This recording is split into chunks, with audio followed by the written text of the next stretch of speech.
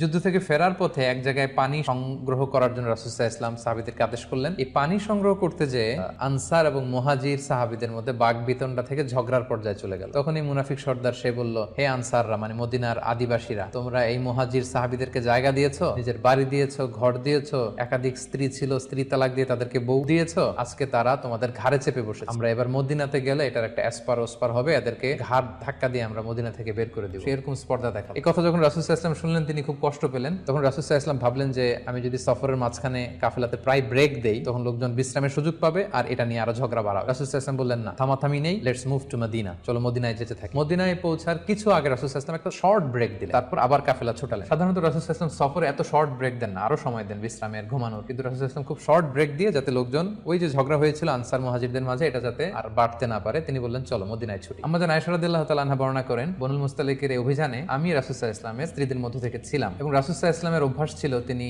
কোন সফরে বা অভিযানে গেলে তিনি লটারি করতেন। লটারিতে যে স্ত্রীর নাম আসতো তাকে নিয়ে তিনি আউটিং এ যেতেন। আমাদের আয়েশা বলেন, এই সফরে আমার নাম এসেছিল, ফলে আমি ওনার সাথে সফর সঙ্গে ছিলাম এবং ওনার জন্য একটা স্পেশাল উট ছিল।